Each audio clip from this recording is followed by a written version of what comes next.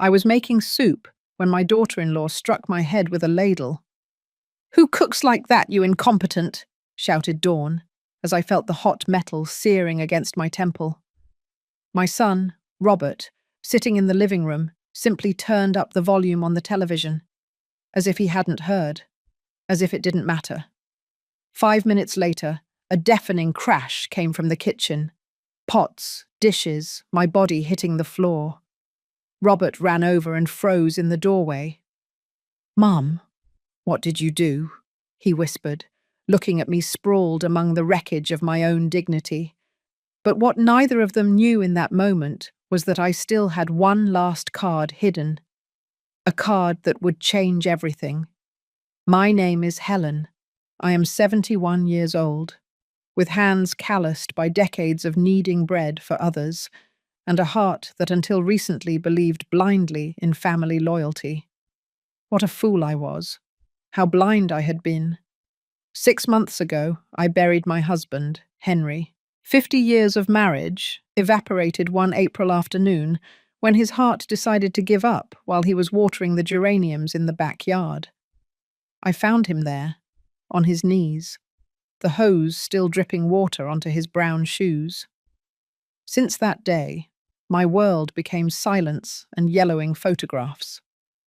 I was left alone in a house that was too big, surrounded by memories that hurt to touch. Robert, my only son, insisted that I move in with him and his wife. "You can't be alone, Mum. At your age, it's dangerous." He sounded worried over the phone. I wanted to believe him. I needed to believe him. So I packed my life into 4 suitcases and left behind the house where I raised my son, where Henry and I used to dance in the kitchen on Sundays, where every corner held pieces of us. Robert's house was modern, with gleaming floors and furniture that looked straight out of a magazine. Dawn, my daughter-in-law, greeted me with a smile that didn't reach her eyes. "Welcome, Helen," she said, without calling me mother-in-law, without calling me mum. Just Helen, as if I were a stranger. From the very first day, I knew I had made a mistake, but it was too late to go back. I settled into the guest room, a small room at the end of the hall, with a window that overlooked a dark alley. I hung Henry's photographs on the wall, neatly arranged my grey dresses in the closet, and tried to make myself invisible. That was my new role, existing without being in the way.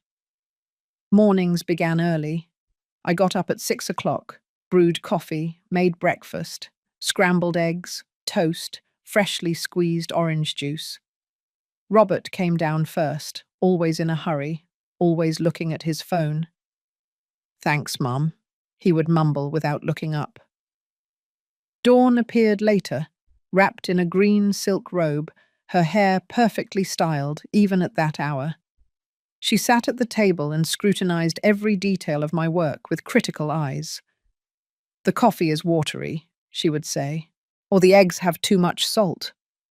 Never a thank you, never an acknowledgement. I just nodded, smiled, and tried again the next day. I wanted to be useful. I wanted to be needed. I wanted to believe I still had a place in my son's life. Days turned into weeks. I cleaned, cooked, did the laundry. I became a shadow moving through the house, picking up crumbs, folding towels, tidying spaces no one else saw. Dawn worked from home, always on important calls, always stressed. When something went wrong in her day, I was the easiest target. "Why did you leave this here?" she would yell at me, pointing to a cup I had forgotten on the side table. "You can't do anything right." Robert was present during these moments, but he never said a thing. He just looked the other way, as if it wasn't his problem, as if I wasn't his mother. There were nights when I stayed awake, listening to the wall clock tick every second. I wondered what I had done wrong. Where had I failed as a mother? Why did my son allow me to be treated this way? Tears fell silently onto my pillow, and I dried them before dawn because I couldn't show weakness. I couldn't give them a reason to get rid of me. But that afternoon, while I was preparing the vegetable soup that Robert loved so much as a boy, something broke. I was chopping carrots, focused on making everything perfect, when Dawn burst into the kitchen like a hurricane. "What are you doing?" she asked with that sharp voice I knew too well. "Soup for dinner," I replied softly without turning around. "Robert's favourite recipe." She moved closer, looked into the pot, and her face twisted in disgust. "This looks like pig slop. How much salt did you put in? Are you trying to poison us?" Her words were daggers. I tried to explain, but she wouldn't listen. She grabbed the ladle from the pot and, before I could react, slammed it against my head. The blow left me stunned. I felt the heat of the metal, the boiling liquid running down my hair, the sharp pain in my temple. "Who cooks like that, you incompetent?" Dawn screamed, her voice echoing throughout the house. I stumbled, holding onto the edge of the stove. From the living room, I heard the television. Robert was there. He could hear everything, and he just turned up the volume. That was the moment something inside me went out. The physical pain was nothing compared to the betrayal of that silence. My son, the boy I carried in my womb, whom I raised with every ounce of love I had, chose the sound of a TV show over my suffering. I stood there, leaning against the stove, the ladle still dripping soup at my feet. Dawn looked at me with those eyes full of contempt, waiting for me to apologize, to kneel, to beg her forgiveness for existing. But I could only think of Robert, of how the television volume had increased just as she screamed, of how he knew exactly what was happening and chose not to see it. "You're pathetic," Dawn spat, crossing her arms. "Look at this mess. You can't even make a damn soup. I don't know why Robert insisted on bringing you here. You're a burden, a useless person just taking up space." Every word was a slap. I wanted to answer, to defend myself, but my voice was trapped somewhere deep in my throat. I tried to clean up, to collect the drops of soup from the floor, but my hands were trembling. My head was throbbing where the ladle had hit. Dawn stormed out of the kitchen, and I was left alone amid the steam and the silence. 5 minutes. That was all it took for me to make a decision. I looked at the pots lined up on the stove. I looked at the dishes piled in the drainer. I looked at that kitchen that I had cleaned every day for months, trying to earn a place in this house that was never mine. And something inside me simply exploded. It wasn't planned, it wasn't calculated. It was pure survival instinct. I grabbed the largest pot, the one containing the soup she had criticized so much, and emptied it into the sink. The hot liquid ran down the drain with an almost violent sound. Then I grabbed another pot, and another. I let them fall. Some onto the floor, others against the kitchen counter. The plates slipped from my hands. The cups shattered. Cutlery flew through the air. It was a chaotic, liberating, necessary clamour. I heard Robert's hurried footsteps. "What was that?" he shouted from the hallway. When he reached the kitchen, he stopped dead. His face paled as he saw me there, surrounded by overturned pots, spilled soup, and broken dishes. There was a trickle of blood on my temple where the ladle had hit me. "Mum, what did you do?" he whispered. But he didn't come closer. He didn't touch me. He just looked at me as if I were to blame for everything. Dawn appeared behind him, and her expression of horror quickly turned to fury. "She's crazy. Your mother is completely insane," she shrieked, pointing at me as if I were a dangerous animal. "Look at this mess. She destroyed my entire kitchen. Call someone. Robert, this woman needs to be locked up." Robert looked at me. I looked back at him, hoping he would say something, that he would defend me, that he would at least ask why I had done this. But he just shook his head. disappointed, ashamed. Mum, why? Why do you do these things? Why? I repeated, and my voice sounded hoarse, broken. Your wife hit me with a boiling ladle. Robert, she hit me, and you turned up the television volume. The words came out like knives. He blinked, confused, or perhaps feigning confusion. I didn't hear it, Mum. I didn't. I didn't know what. Liar. The word hung between us like poison. You were there. You heard everything. And you chose to do nothing. Dawn stepped between us, her face red with rage. I won't tolerate this. I won't live under the same roof as this ungrateful old woman who respects nothing. Robert, you have to choose. Either she leaves, or I do. The silence that followed was worse than any scream. I looked at my son, begging him with my eyes to choose me, to remember who raised him, who spent sleepless nights when he had a fever, who worked 2 jobs to pay for his college. But Robert was looking at the floor, his hands in his pockets, defeated. I'm sorry, Mum, he finally mumbled. But I think it's better if you look for somewhere else. This isn't working. You're causing problems. You need to leave. The world stopped. My heart stopped. Everything stopped. You're kicking me out? I asked, although I already knew the answer. Your wife hits me, and you kick me out. It's not like that, Mum. It's just that Dawn and I need our space. You need your independence. It will be better for everyone. He spoke in rehearsed phrases, empty words that someone else had put in his mouth. My son wasn't there anymore. Only a stranger with his face remained. When? I asked, feeling the tears start to burn behind my eyes. Tomorrow morning.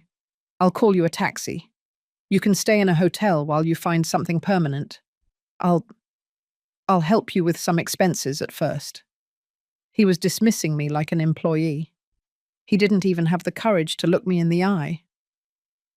That night I didn't sleep. I stayed sitting on the edge of the bed, looking at Henry's photographs, wondering what he would say if he could see me now. I packed my things slowly, folding each item carefully, as if external order could contain the internal chaos. At dawn, I heard the taxi horn. Robert was waiting for me at the door with $200 in his hand. For you to settle in, he said, unable to meet my gaze. I didn't hug him. I didn't say goodbye. I just took the money, grabbed my suitcases, and left that house without looking back. The taxi driver asked me where I wanted to go. I had no answer. To any cheap motel, I finally told him. He took me to a place on the outskirts of Los Angeles, one of those roadside hotels with flickering neon signs and carpets that smelled of dampness. The room cost $30 a night. I did the math in my head. With $200, I could survive for less than a week. The motel room was small, with stained beige walls and a bed that creaked every time I moved. There was a window overlooking the parking lot, where cars came and went at all hours of the night. The neon light of the sign flickered every few seconds, bathing everything in a sickly reddish glow. I sat on that bed and for the first time in months, cried without restraint. They weren't silent tears. They were deep sobs that came from some dark place in my chest, years of accumulated pain, swallowed humiliations, unspoken words. I cried for Henry, who had left, leaving me alone in a world I no longer recognized. I cried for Robert, the child who once hugged me and called me his hero. I cried for myself, for the woman I had been, and who now didn't know who she was. When the tears dried, only the emptiness remained. I looked at myself in the bathroom mirror, under the cruel fluorescent light. A 71-year-old woman stared back at me. Deep wrinkles, swollen eyes, messy grey hair. There was a purple mark on my temple where the ladle had hit me. I touched the wound gently and felt how the physical pain was almost a relief compared to the other pain, the one without a name. The days began to blur. I stayed in the room all the time, watching television without really seeing it, eating the bare minimum. I only went out to buy something from the vending machine in the hallway: salty chips, instant coffee, granola bars. Once, the machine swallowed my last $2 without giving me anything in return. I stood there, watching the money disappear, and felt it was a perfect metaphor for my life. I sent messages to Robert. At first, I tried to be dignified. "Son, I need to talk to you." Nothing. Then I tried to be more direct. "Robert, I'm running out of money." Silence. Finally, I stopped trying. The messages were marked as read, but there was never a response. It was like shouting into a bottomless pit. A week later, the money ran out. The motel receptionist, a man in his 40s with a prominent belly and tired eyes, knocked on my door. "Ma'am, I need you to pay or vacate the room." His voice wasn't cruel, just professional, indifferent. I explained my situation, begged for one more day, but he just shook his head. "I'm sorry, ma'am. Those are the rules." I packed my suitcases again, 4 suitcases that now weighed like corpses. I dragged them through the parking lot under a scorching sun, not knowing where to go. I walked for hours. My feet hurt.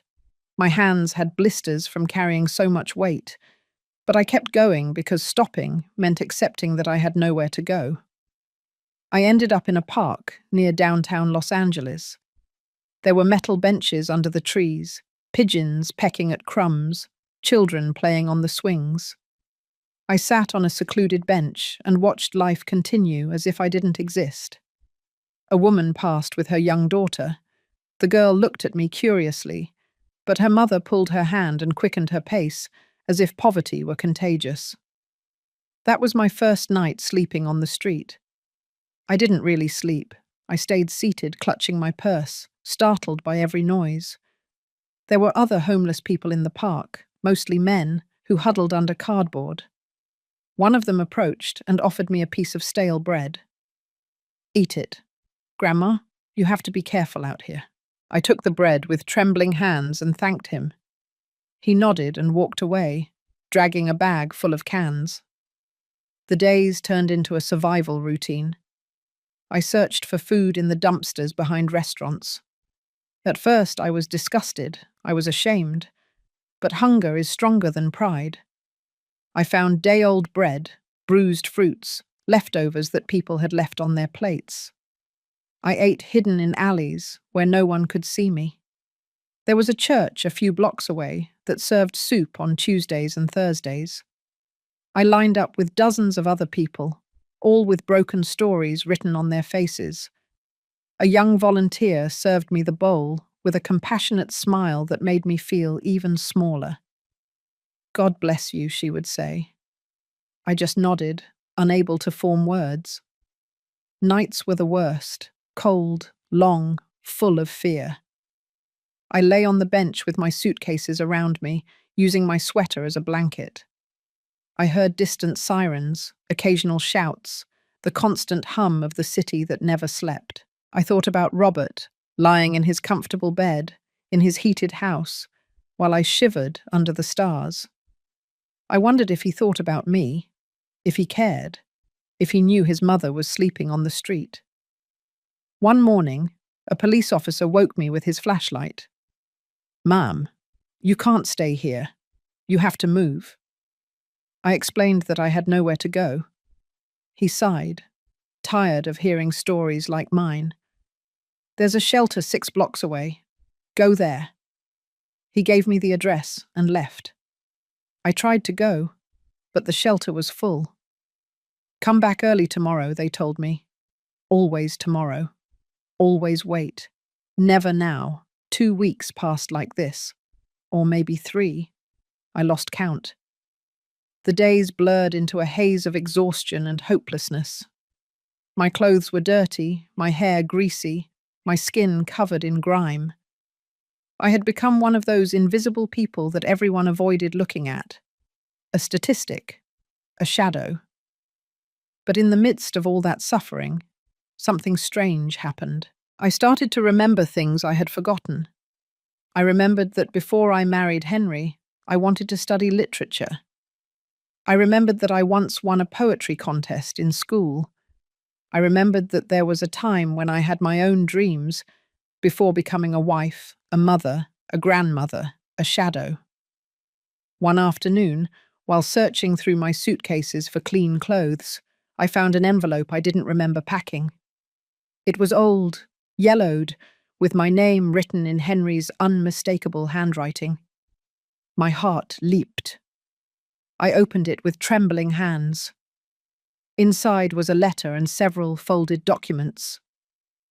The letter began with "My dearest Helen." I immediately recognized when he had written it. It was from 2 years ago, when Henry had been hospitalized with pneumonia. I thought it had just been a scare, but now I understood that he had faced his own mortality. "If you are reading this, it means I am no longer with you," the letter said. "Forgive me for not telling you everything while I was alive. I always wanted to shield you from the worries of money, of business, of legal complexities. But now I see it was a mistake to keep you in the dark." My eyes filled with tears as I read. Henry's voice resonated in every word. "For the last 30 years, I made investments, small at first, then larger. I bought properties when no one wanted them, in neighborhoods that later became valuable. I saved every extra cent. I did it all thinking about our future, about your security. I never told you because I didn't want you to worry, because I wanted to surprise you in our old age with the peace of mind of knowing you would be well taken care of." My breathing quickened. I unfolded the documents that accompanied the letter. They were deeds, property titles, investment certificates. My eyes scanned the papers, unable to believe what they were seeing. An apartment building downtown, another one in the northern area, company stocks, bank accounts with numbers that seemed impossible. My hands were trembling so much that the papers almost fell to the ground. I read each document once, twice, 3 times, trying to process the information. There were 13 properties in my name. 13. Entire buildings, apartments, commercial spaces, and one of those addresses was painfully familiar. Magnolia Street, number 452. It was the building where Robert and Dawn lived, the building where I had been kicked out, where I had been humiliated, hit, and discarded like trash, was mine. It had been mine all this time. I felt something churn in my stomach. It wasn't just surprise. It was a mixture of disbelief, pain, and something darker that was slowly beginning to grow. Henry's letter continued on the second page. "Contact the lawyer Roger Mendez. He has all the original documents and will help you with everything. His number is at the end of this letter. Helen, my love, never let anyone make you feel less than you are. You are a strong, capable, valuable woman. If someone treats you badly, remember that you have the power to defend yourself. I loved you every day of my life. Take care. Your Henry." I sat on that park bench, surrounded by my suitcases, holding the proof that I was not the destitute woman everyone saw passing by. I was the owner of an estate valued at millions of dollars. Millions. And I had been sleeping on the street, eating from the garbage, begging for crumbs. The irony was so brutal that I didn't know whether to laugh or cry. I did both. I laughed like a madwoman as tears streamed down my dirty cheeks. People passing by looked at me with pity or fear, moving away from the crazy old woman in the park. But I wasn't that woman anymore. Or maybe I still was, but now I knew something they didn't. I searched through my things until I found a payphone that still worked. I dialed the number for the lawyer, Roger Mendez, with trembling fingers. It rang 3 times before a professional voice answered. Mendez and Associates Law Firm, how may I help you? I need to speak with the lawyer, Roger Mendez. It's about Henry Salazar. My voice sounded hoarse, broken from weeks of barely using it. There was a pause. Who is speaking, please? I am Helen Salazar, Henry's widow. Another pause, longer this time. Mrs. Salazar, we have been trying to contact you for months. Where are you? Mr. Mendez urgently needs to see you. I gave them the park's address. They told me they would send a car in less than 30 minutes. I returned to my bench and waited, clutching those documents as if they were the only real thing in the world. Maybe they were. The car that arrived was black, elegant, with tinted windows. The driver got out and looked at me with a neutral, professional expression, as if picking up homeless women were part of his daily routine. Mrs. Salazar? I nodded. He loaded my suitcases into the trunk and opened the back door for me. The interior smelled of leather and expensive air freshener. I felt dirty, out of place, but I didn't care anymore. The law firm was in the financial district, in one of those glass buildings that reflected the sky. We went up in a silent elevator to the 15th floor. The receptionist looked me up and down, but didn't say anything. She just pointed down a hallway. Mr. Mendez is waiting for you in his office. Roger Mendez was a man in his 50s, with perfectly combed grey hair and thin-rimmed glasses. He stood up when I entered, and for a second I saw surprise on his face at my state. But he quickly replaced it with a professional expression. Mrs. Salazar, please have a seat. I can offer you water, coffee. Water, please. My voice was barely a whisper. He poured a glass from a crystal carafe and handed it to me. I drank as if I hadn't had water in days, which was, in a way, true. Mrs. Salazar, we have been trying to locate you since Mr. Henry passed away. We left messages at your old house. We sent letters. Your son told us you had moved, but he didn't provide us with a contact address. My son. The words came out bitter. My son kicked me out of his house 3 weeks ago. I've been living on the street. The lawyer frowned. I understand. I am very sorry to hear that. But I want you to know that your financial situation is very solid. Your husband was an extremely foresightful man. Have you reviewed the documents he left you? I took the wrinkled envelope from my purse and placed it on the desk. I found them yesterday. I don't understand everything they say. Roger looked them over carefully. Ah, I see. These are duplicates. I have the certified originals here. Allow me to explain your current situation, Mrs. Salazar. You are the owner of 13 properties in the city, valued at approximately $8 million in total. Additionally, you have investments in funds and stocks, worth an additional $2 million. Your husband also left you 3 bank accounts with readily available cash of approximately $500,000. The numbers floated in the air like something unreal. $10 million. 10 million. And I had been searching for food in dumpsters. It can't be real, I whispered.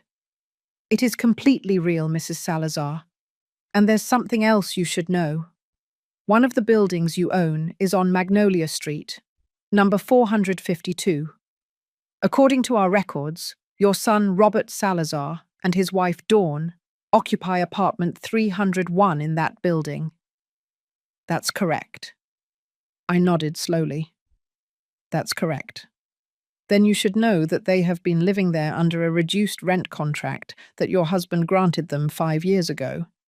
They pay barely $400 monthly for an apartment that would be worth $2,500 on the market. It was a family favor that Mr. Henry granted them. $400. Robert was paying $400 to live in a luxury apartment thanks to his father's generosity. And he had kicked me out onto the street. He had left me with nothing. The lawyer continued speaking, explaining details about taxes, property management, but I barely listened. My mind was processing something else. "Can I cancel that contract?" I asked suddenly, interrupting him. Roger stopped and looked at me attentively. "You are the owner, Mrs. Salazar. You can do whatever you wish with your properties. However, there are legal procedures we must follow. You can't simply kick them out without notice." "I don't want to kick them out yet." The words came out cold, calculated.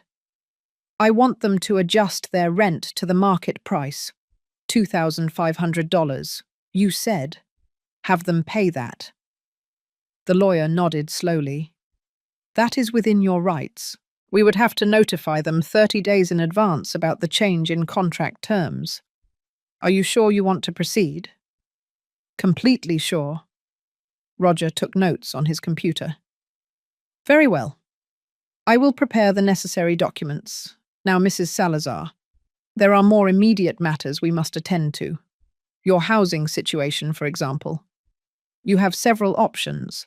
You can move into any of your unoccupied properties, or I can help you find a temporary place while you decide what to do. I want to see the other buildings. All of them. I want to know exactly what I own." "Of course. We can organize visits starting tomorrow.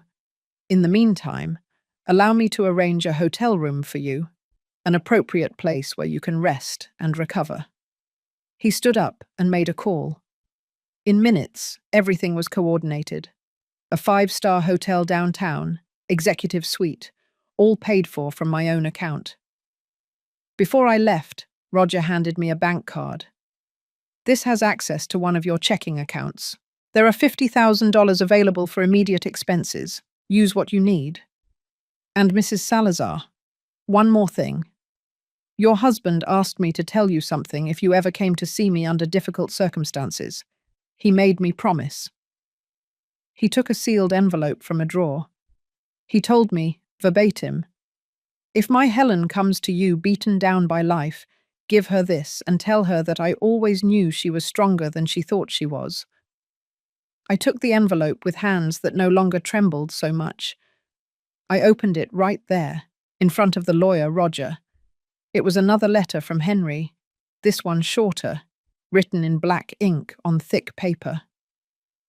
"My love, if you are reading this, it means someone hurt you enough that you sought help.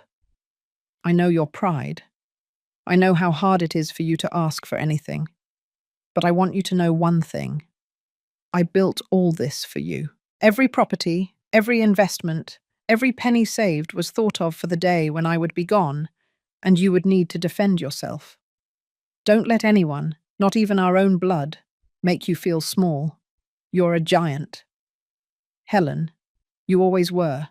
Now prove it." Tears streamed down my cheeks as I read. Roger had the delicacy to look away, pretending to review some papers.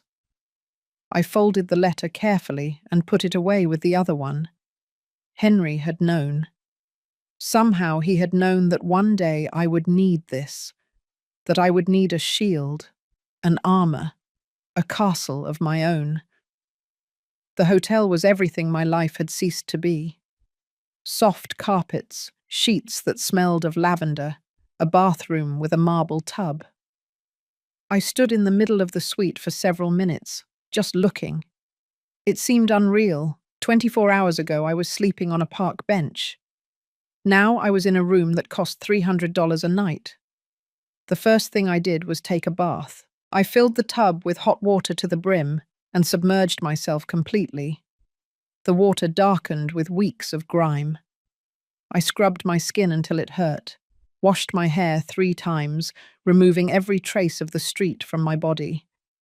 When I got out, I wrapped myself in a white robe that hung behind the door. It was so soft, it almost made me cry again. I ordered room service, soup, fresh baked bread, roast chicken, salad, dessert. When the food arrived on a cart with a white tablecloth, I sat down and ate slowly, savoring every bite. It wasn't just food. It was dignity. It was power. It was proof that I still existed as something more than a shadow. That night I slept 12 hours straight. I slept without being startled, without fear, without cold. When I woke up, the sun was coming through the curtains, and for a moment I didn't remember where I was.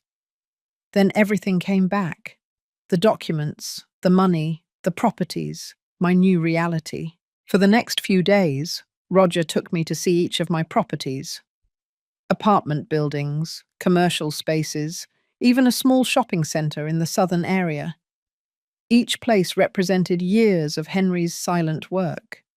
Investments made with patience and vision. He explained how everything worked, the rental contracts, the maintenance, the monthly income. I listened and took notes like a diligent student. The net income from all your properties totals approximately $45,000 a month, he told me one day while we were reviewing reports in his office.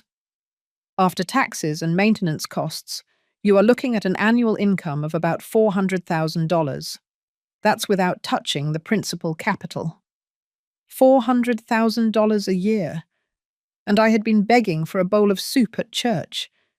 The irony was still brutal, but now there was something else. A plan was forming in my mind. A cold, calculated, patient plan.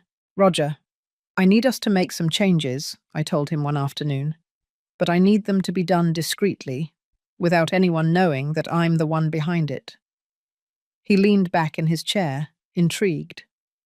What kind of changes? First, the building on Magnolia Street. I want to raise my son's rent to the market price, as we discussed. But I also want you to review all the other contracts in that building. If there are other special arrangements, reduced prices, favors being granted, I want everything to return to normal rates. Everyone. Everyone. I want that building to operate as a real business, not a charity organization. Roger nodded and took notes. It can be done. Anything else? I want to buy new clothes. I want to change my appearance. And I want a business name, something I can use to sign documents, to appear in contracts. I don't want anyone to know that Helen Salazar is the owner of all this. We can create a legal entity, an LLC. We choose a name, and all documents are signed under that name. You will be the hidden beneficiary. It's perfectly legal and very common in the real estate sector. Perfect. Call it Mendoza Enterprises. Over the next 2 weeks, I transformed. I went to beauty salons where my hair was cut and dyed, covering the grey with an elegant brown. I went to boutiques where attentive staff helped me choose clothes that fit me well, that made me look like the woman of resources I now was. Pearl grey dresses, earth-toned pantsuits, dark green silk blouses. Nothing flashy. Everything classy. I bought new glasses with modern frames. I got a manicure. I learned to use a little makeup to cover the deepest wrinkles. I wasn't becoming someone else. I was finding the Helen who had been buried under years of silent service. Roger taught me to review financial reports, to understand bank statements, to make business decisions. I learned quickly, discovering a part of me that had never had a chance to develop. I had spent 50 years cooking and cleaning, but my mind was still sharp, capable, hungry for knowledge.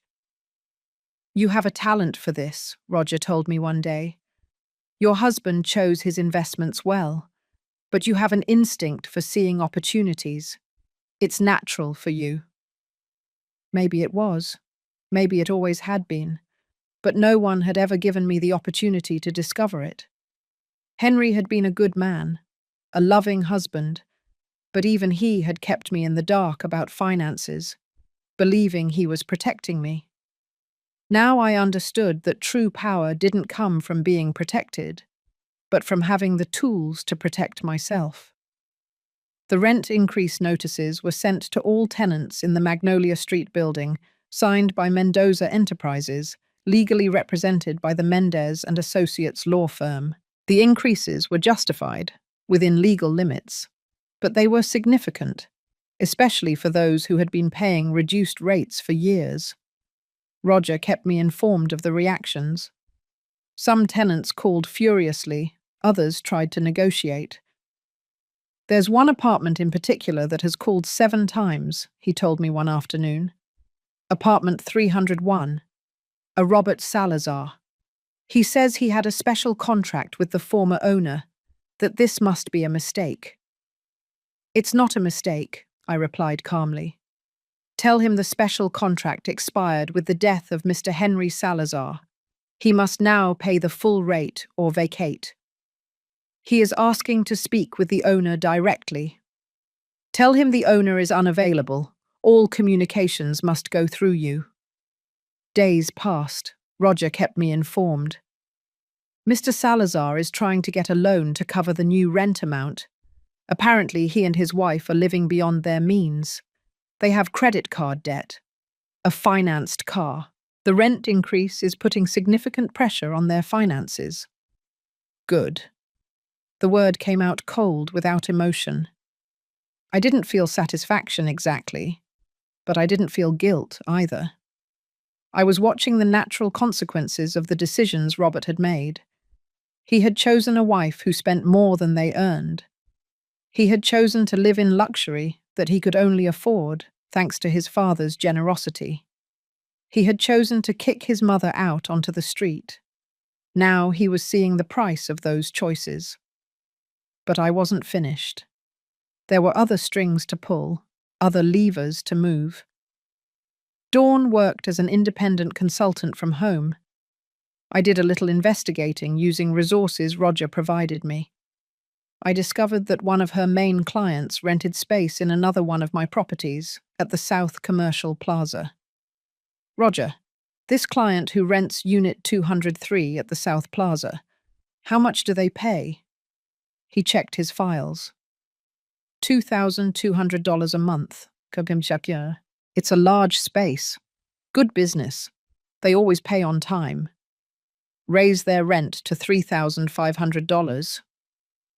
That is a very significant increase, Mrs. Salazar. They might decide to move. Then let them move. It's my property, and I want to charge what it's worth. The client at Unit 203 did not move, but they did reduce their expenses. One of the first things they cut was contracts with external consultants, including Dawn. Roger informed me almost casually during one of our weekly meetings. "By the way, it seems your strategy is having side effects. The business at the South Plaza cancelled several vendor contracts. One of them was with Dawn Salazar, your daughter-in-law." I didn't say anything. I just nodded and continued reviewing other documents. But inside, I felt something akin to satisfaction. It wasn't revenge yet. It was justice. It was the universe readjusting, removing unearned privileges, balancing the scales. Weeks passed. I continued living in the hotel, studying, learning, transforming. I signed up for an online course on property management. I read books on personal finance that I had never had time for before. I met with other property owners that Roger knew, listening to their stories, absorbing their experience. One afternoon, while having coffee on the hotel terrace, Roger called me. "Mrs. Salazar, there's a situation you need to know about. Your son Robert requested a hearing with the building's management. He is 2 months behind on rent. Under standard policies, we have the right to initiate eviction proceedings." "How much does he owe?" $5,000 in total, plus late payment fees. $6,200 total. $6,200. I could have paid it with the money I had in my purse at that moment, but I wouldn't. "Proceed with the eviction, following all legal protocols, of course." "Are you sure?" "Once we start, the process is public. It is filed in the courts. It will appear on his credit history." "I am completely sure." That night I couldn't sleep.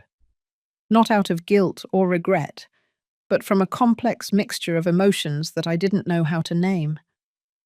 I stood in front of the bathroom mirror, looking at the woman who stared back.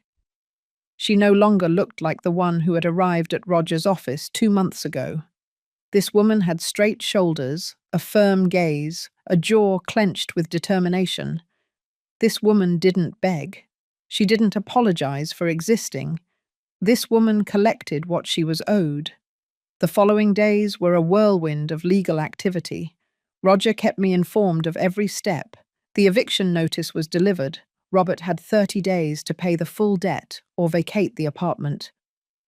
According to Roger, my son had called the firm every day, sometimes several times a day, demanding to speak with the owner, asking for extensions, offering payment plans. "What did you tell him?" I asked.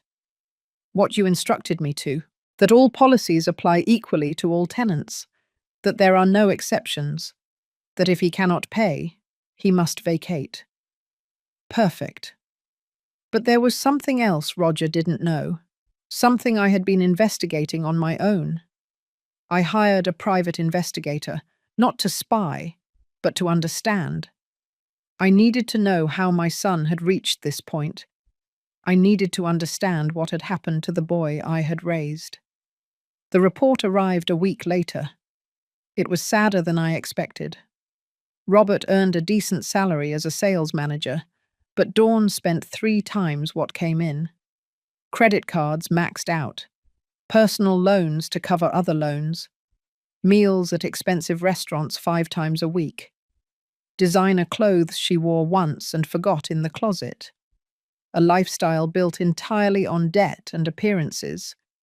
The investigator also included notes on their relationship. They had had public arguments. Neighbors reported frequent shouting, doors slamming, tense silences.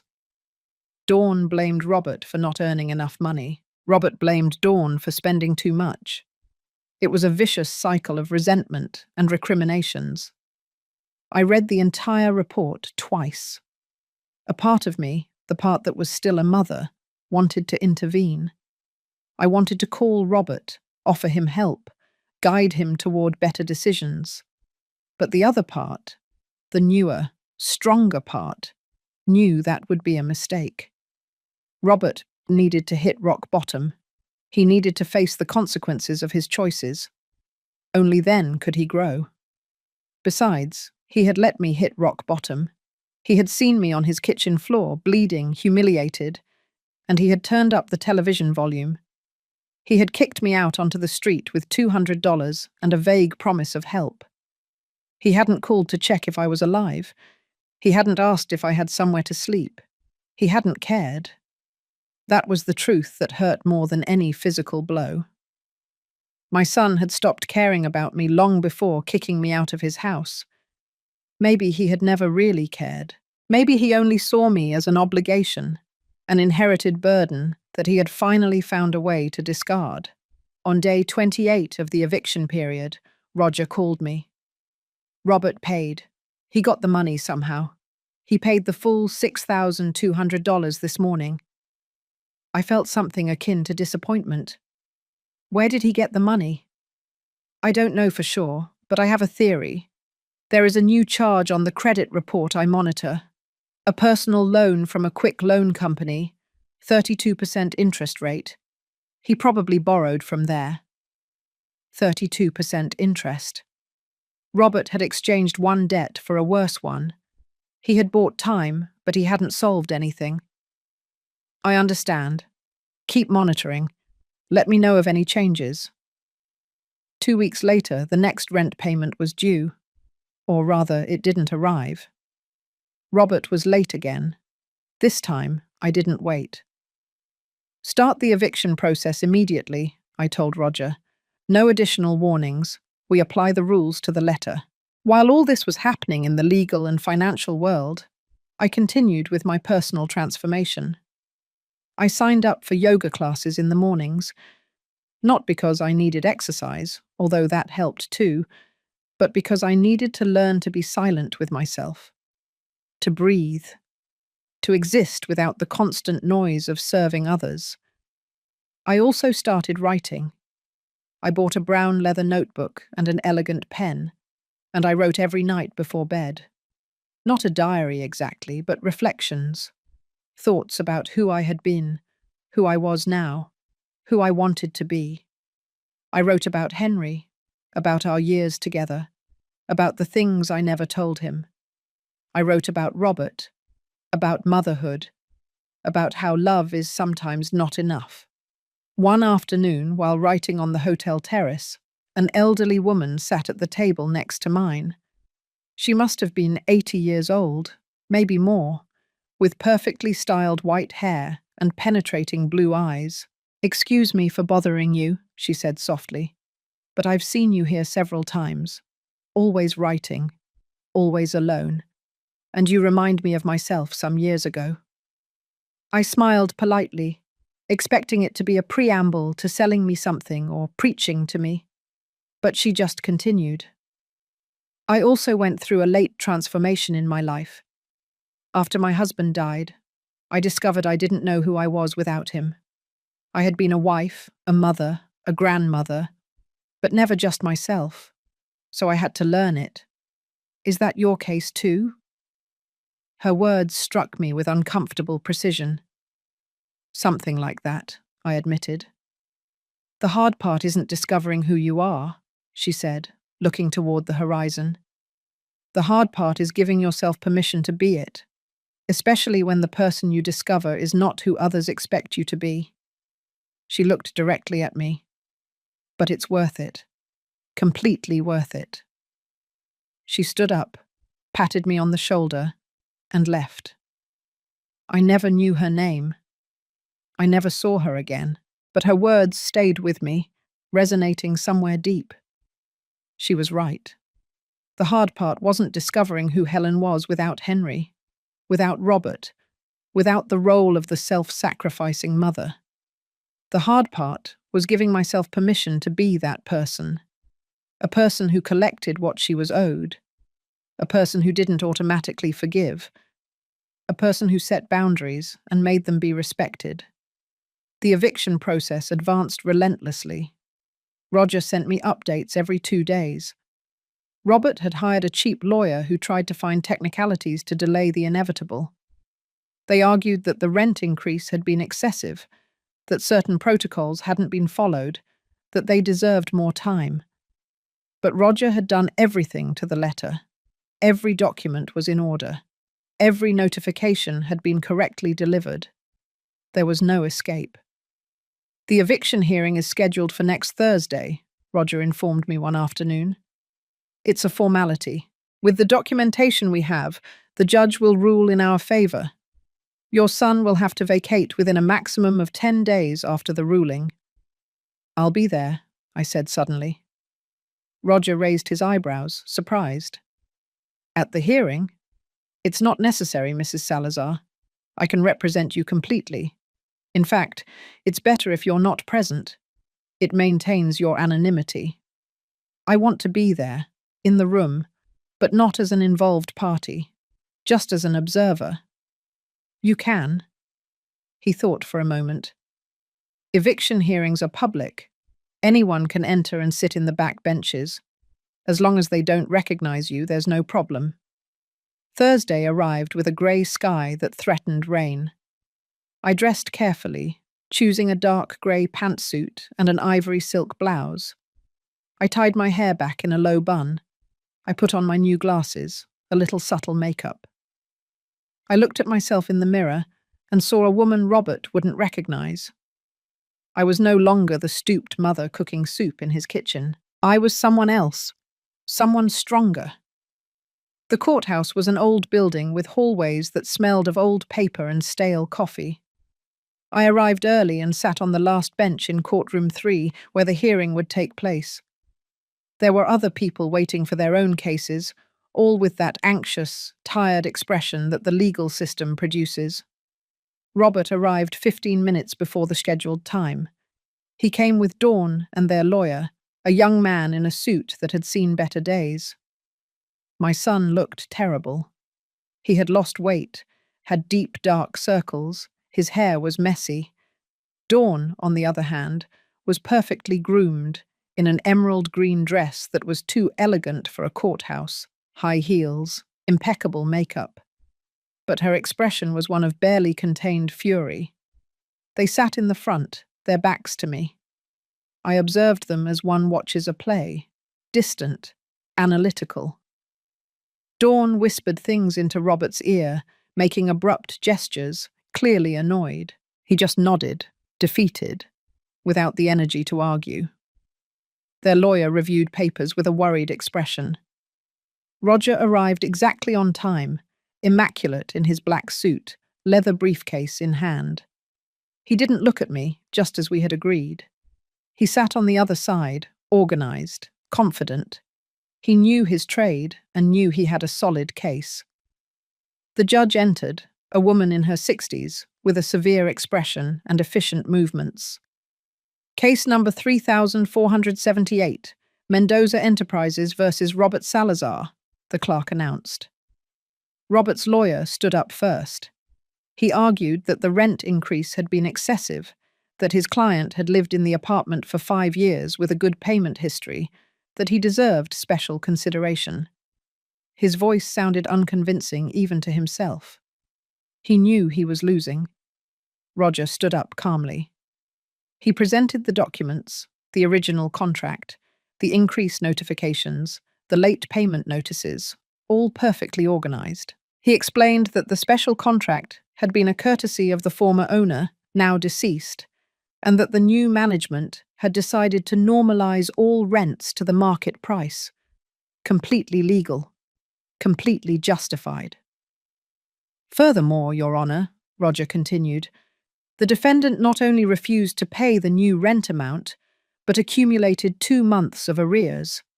He paid under eviction pressure on one occasion, but immediately fell back into delinquency.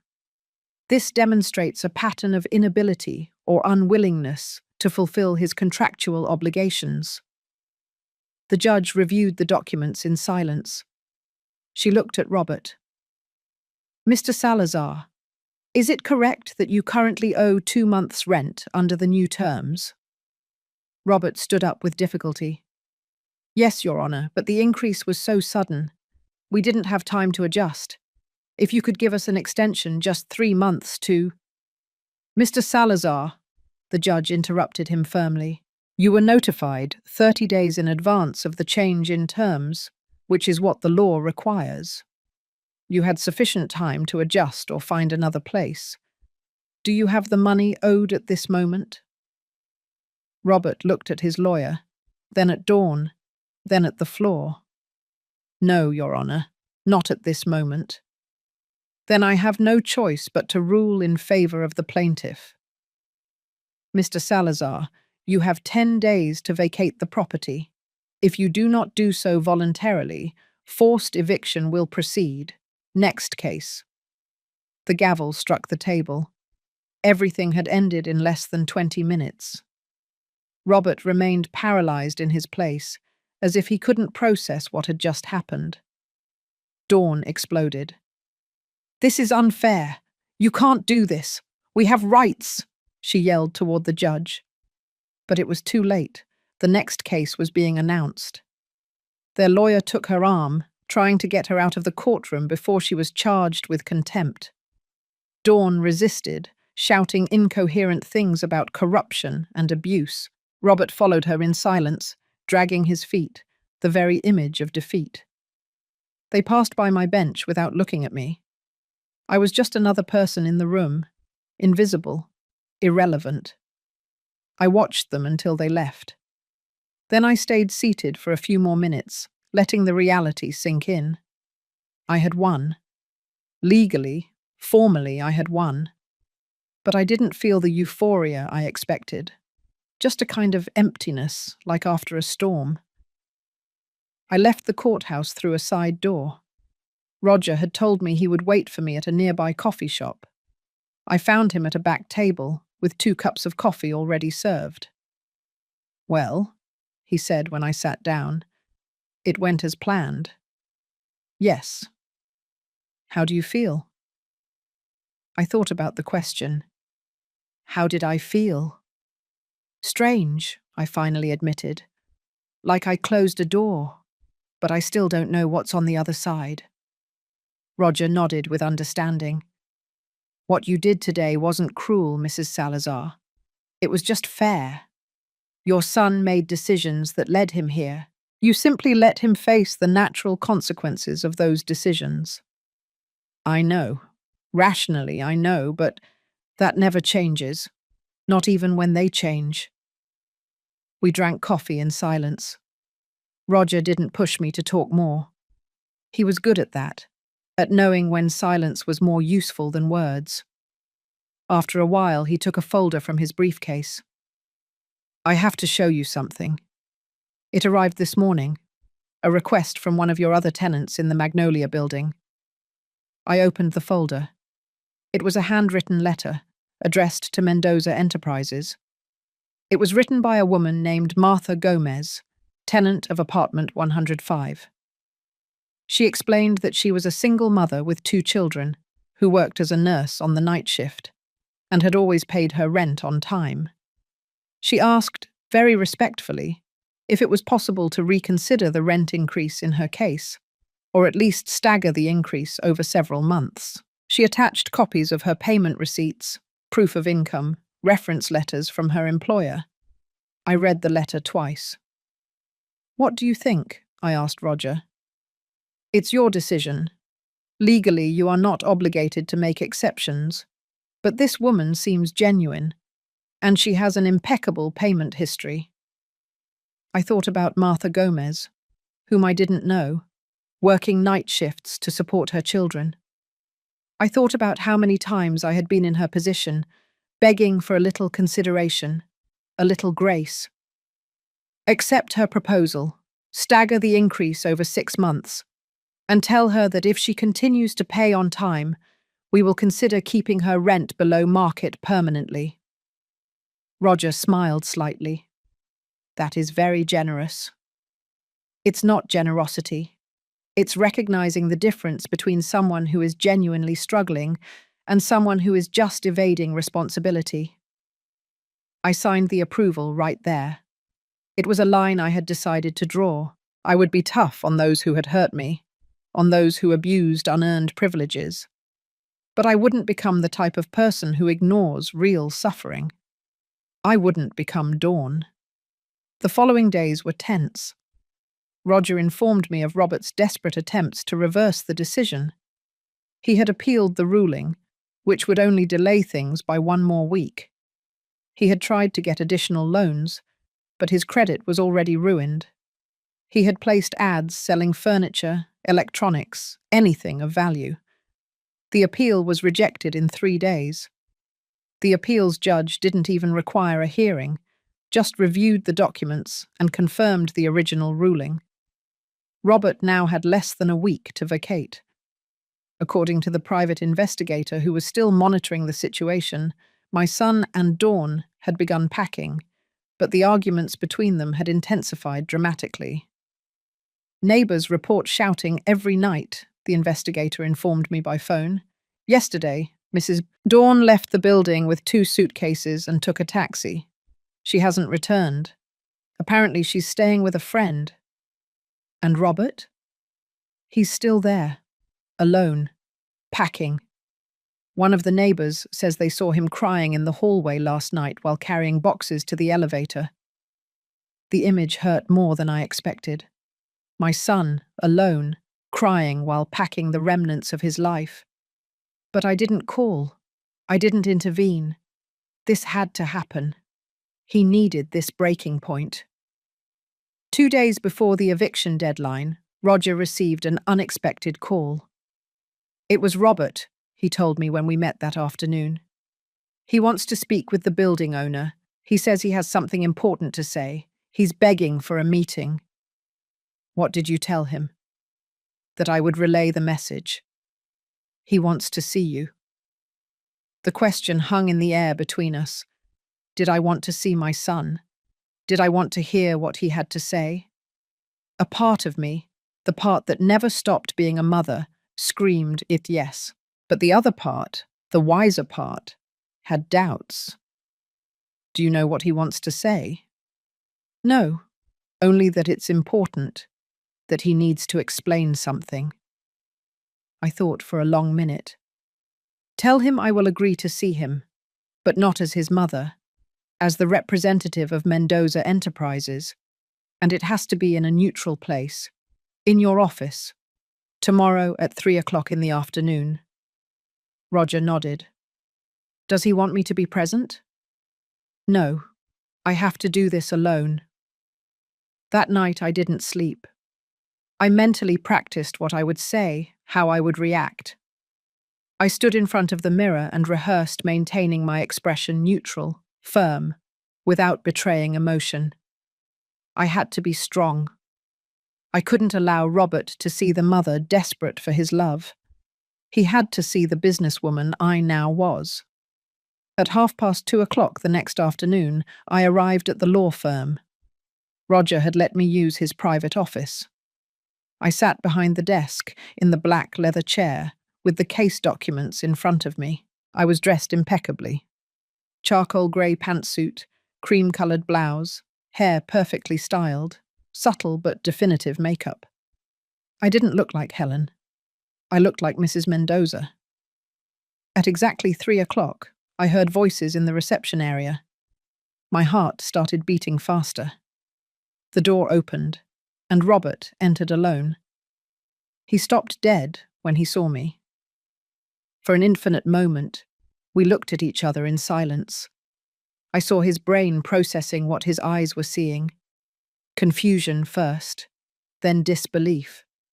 Finally, absolute shock. "Mum?" he whispered, as if he were seeing a ghost. "Sit down, Robert." My voice came out cold, controlled. It wasn't the voice of a mother. It was the voice of an owner.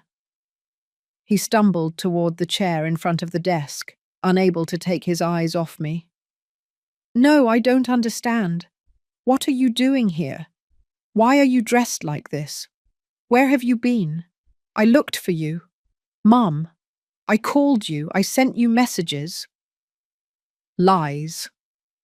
The word cut the air like a knife. I checked my messages. 0 calls, 0 messages. After kicking me out of your house, you never contacted me again. He opened his mouth, but no words came out.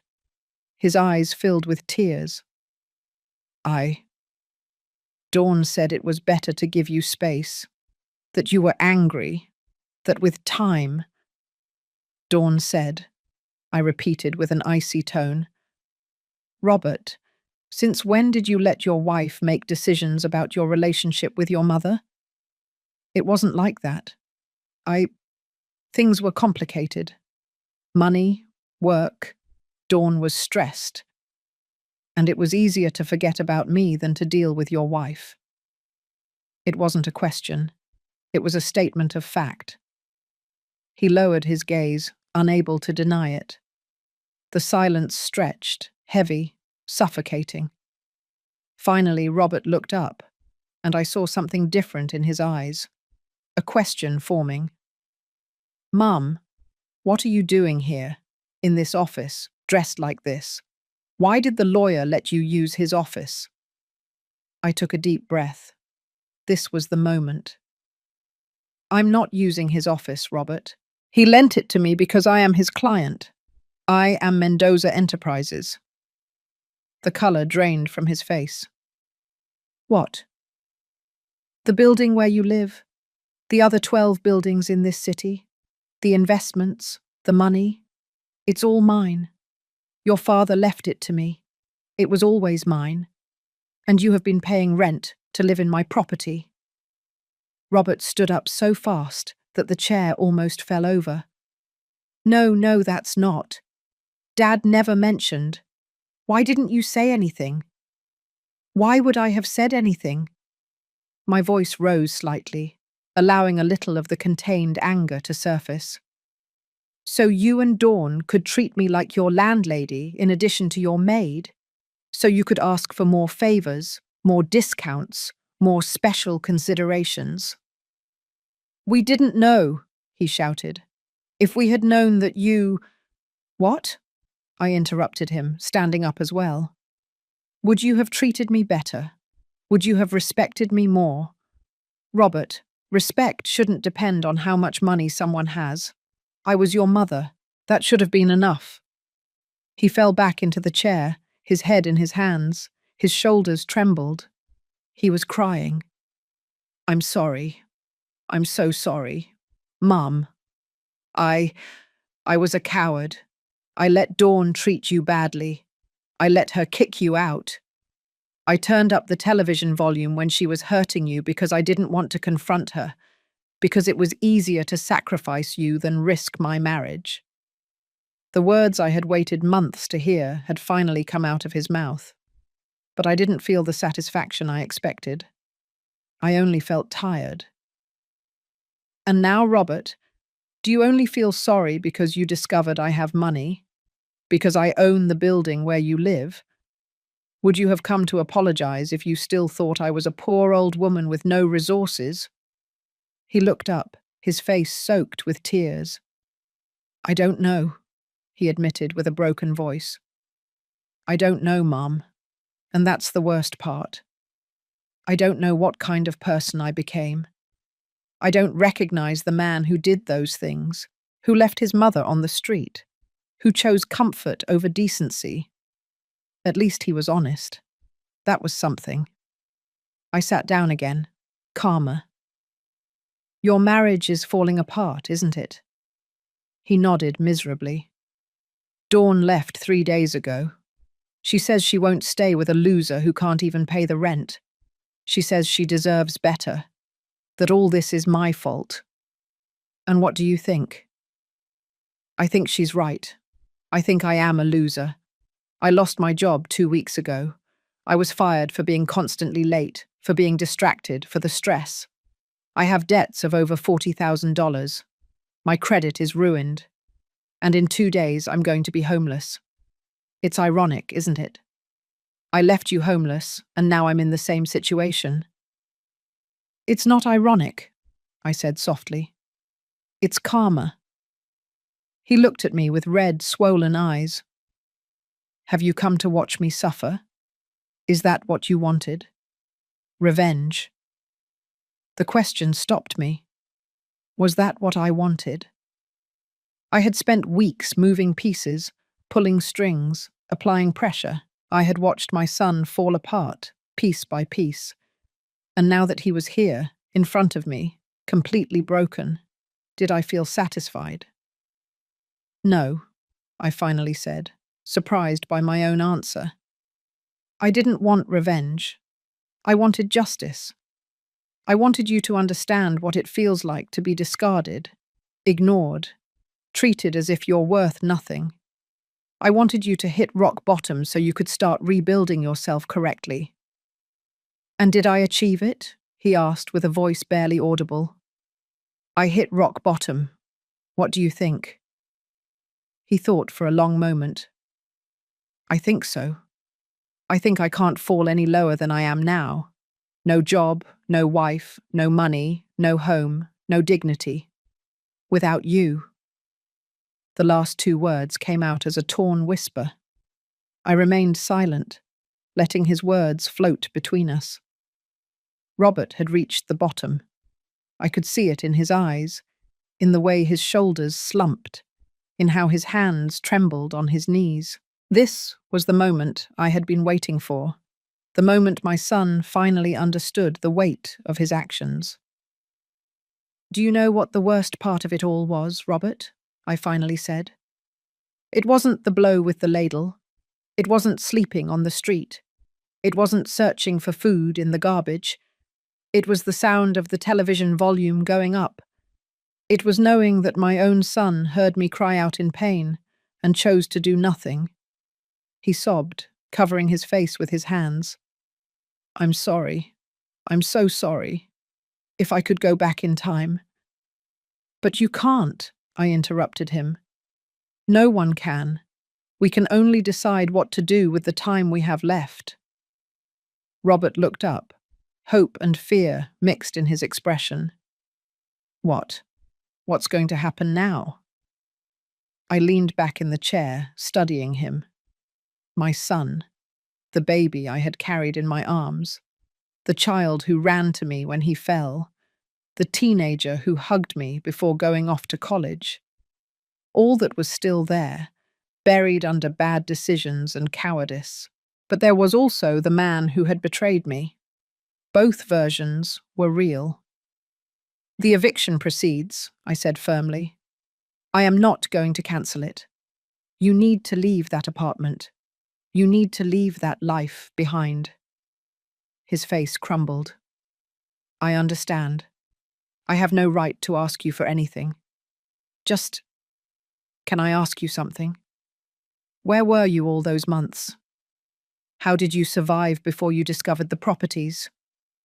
I told him. Not everything, but enough. The nights in the park, the hunger, the cold, the machine that swallowed my last dollars. Every word was a dart that I watched embed itself in him. He needed to hear it. He needed to understand the full cost of his abandonment. When I finished, Robert was openly weeping, not trying to hide it. "I failed you in the worst possible way. Dad must be ashamed of me. Wherever he is, he must hate me for what I did to you." "Your father loved you," I said softly, "even when you made mistakes. But he also knew that real love sometimes means letting people face the consequences of their actions. That's why he built this legacy for me, so I would have the resources to defend myself if I ever needed to."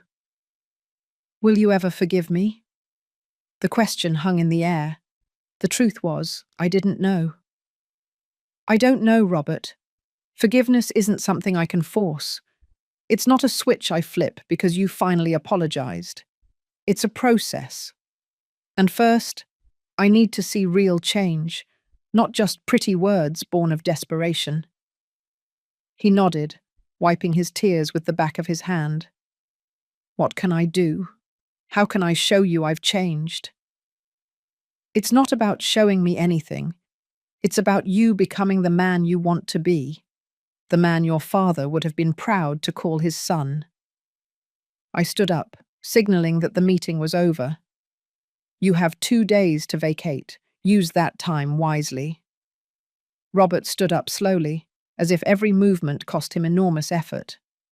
At the door, he stopped and turned around. "Mum, one last thing. When I find somewhere to stay, when I manage to get my life sorted out, can I call you? Even if it's just to know you're okay?" I thought about my answer carefully. "You can try, but I don't guarantee I'll answer. Not until I see actions, not just words." He nodded, accepting the terms. "Thank you for seeing me, for listening to me. I know I didn't deserve it." And he left.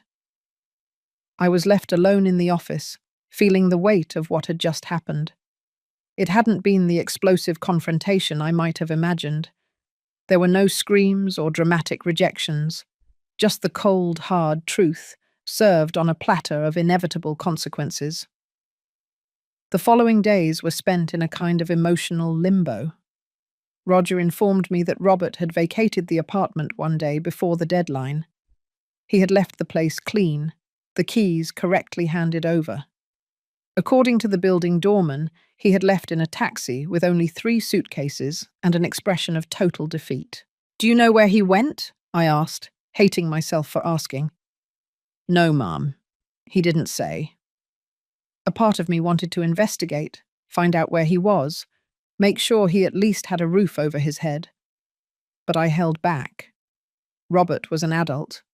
He needed to sort this out himself. I couldn't keep rescuing him. Dawn, for her part, had completely disappeared. According to my sources, she had moved back in with her parents in another city, blaming Robert for everything.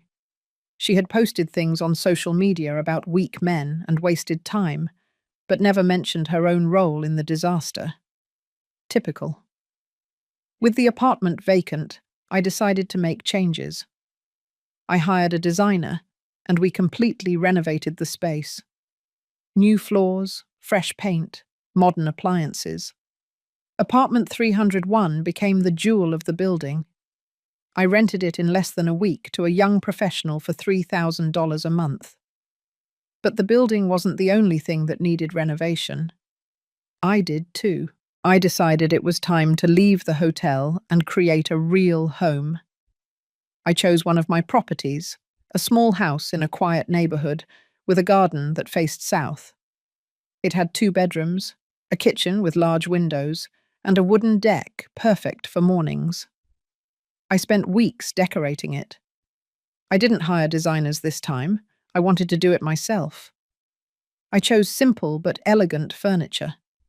I hung Henry's photographs in the living room, but I also left space for new memories.